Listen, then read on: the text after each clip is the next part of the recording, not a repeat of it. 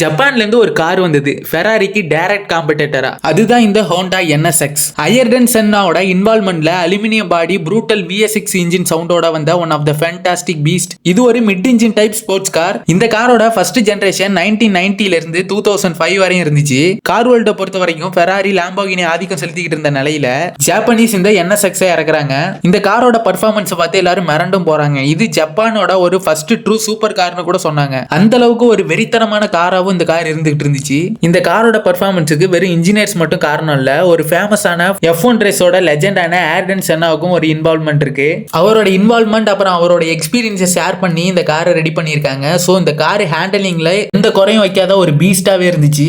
அது மட்டும் இல்லாம ஹோண்டா அந்த காரை ரெடி பண்ணும் போது தினமும் யூஸ் பண்ற மாதிரி இருக்க ஒரு சூப்பர் காரா இருக்கணும்னு ரெடி பண்றாங்க. இவங்களோட எண்ணத்துக்கு ஏத்த மாதிரியே உருவான இந்த கார் ஃபெராரிக்கு ஈக்குவலான பெர்ஃபார்மன்ஸையும் கொடுத்துச்சு. இவங்க தங்களோட ஃபர்ஸ்ட் ஜெனரேஷன் கார்ல 3 லிட்டர் நேச்சுரல் ஆஸ்பிரேட்டட் V6 இன்ஜினை யூஸ் பண்ணிருந்தாங்க. அதுக்கு அடுத்ததா வந்த கார்ல 3.2 லிட்டர் இன்ஜினா மாத்தினாங்க. இந்த கார் ஒரு ஹை பெர்ஃபார்மன்ஸ் காரை ரெடி பண்ணதுனால இந்த காரோட வெயிட் மேனேஜ்மெண்ட்ல ரொம்பவே இம்பார்ட்டன்ட் கொடுத்தாங்க ஹோண்டா. அதுக்காக இவங்க அலுமினியம் மெட்டீரியலை சூஸ் பண்ணிருந்தாங்க. இந்த மெட்டீரியல் செலக்ஷன் இவங்களுக்கு ரொம்ப ஹெல்ப் பண்ணிச்சு. இந்த காரோட top speed 270 km/h 0 to 100 km/h just 5 செகண்ட்ல கிராஸ் பண்ணிச்சு. இந்த காரோட பெர்ஃபார்மன்ஸை பார்த்து நிறைய பேர் இந்த காருக்கு ஃபேன்ஸாவே ஆனாங்க. அந்த அளவுக்கு இந்த காரோட பெர்ஃபார்மன்ஸும் சரி அழகும் சரி சூப்பரா இருந்தது. கடைசியா இந்த காரோட செகண்ட் ஜெனரேஷன் 2016ல லான்ச் ஆனது. ஆனா இந்த கார் ஒரு நார்மல் காரா இல்லாம ஹைபிரிட் டெக்னாலஜில ரெடி ஆனது. Twin turbo V6 plus electric மோட்டாரோட கம்பைன்ல வந்த இந்த கார் 573 ஹார்ஸ் பவர் ப்ரொடியூஸ் பண்ணிச்சு. இந்த hybrid car 0 to 100 km/h just 2.9 செகண்ட்ல கிராஸ் பண்ணிச்சு. இந்த ஹைபிரிட் கார்ல super advanced all wheel drive system இருக்கு.